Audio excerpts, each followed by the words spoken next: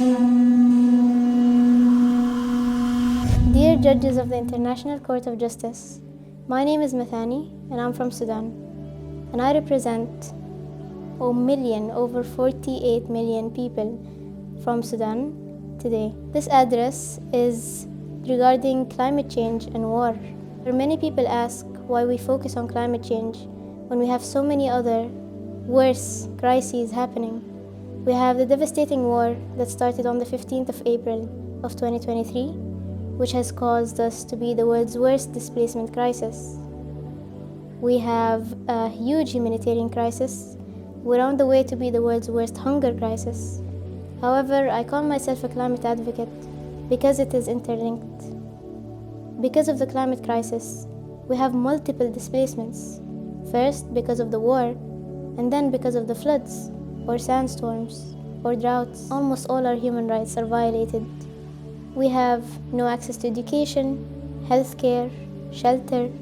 We have massive displacement, no right to food, no right to water, and the list keeps going on. And while these impacts have been started by the war, they are worsened by climate change.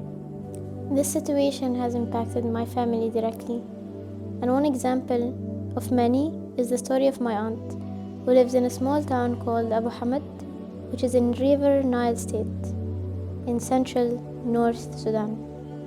Abu Hamad is a very poor city. It's a very poor town, where most of the houses are mud houses, where most of the infrastructure is not made to accommodate floods. And in August of this year, aside from the impact of the war, they were impacted with one of the worst floods that hit the city. These floods destroyed entire neighborhoods in Abu Hamad, including my aunt's house. And it didn't just erase with it memories of their past and important documents and their livelihoods, but it also impacted the aquatic system, because Abu Hamad is known for its gold mines, illegal in many cases, and these impurities mixed with the floodwater, which God knows how many species are now extinct because of this impact.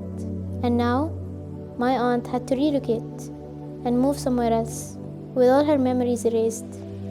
This is just one example of many that occurred in Tokar, in Port Sudan, in Dungula, in so many other cities, small towns that hold so many memories, now completely erased because of climate change.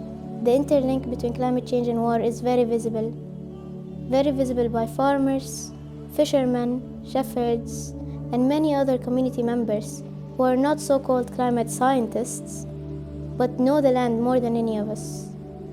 They have observed the impacts, and I'm here to reflect this interlinkage and to call the judges to include this in their analysis and in their case against climate change. If climate change does not stop, there will be further war, there will be further conflict, there will be many, many more humanitarian crises than this one. And the future of Sudan looks extremely grim. We're not sure where it will go. We're not sure how many more floods are gonna affect us, how many more people will be displaced for the third, fourth, fifth, sixth, and million other times until the world listens.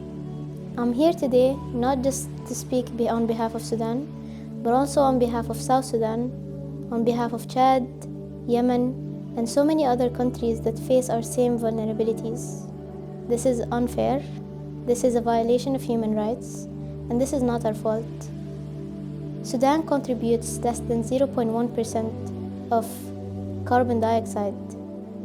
This is barely anything to greenhouse gas emissions from developing countries. While it is true, a lot of the international community would say the war is not our fault, climate crisis definitely is. To the International Court of Justice, the people of Sudan have been failed multiple times.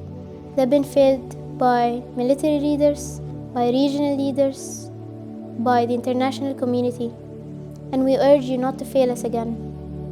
We are suffering the impacts of things we have not caused. And if this continues, there will be an even worse crisis. Please help us hold the countries responsible, accountable for their actions, and help the citizens of Sudan survive.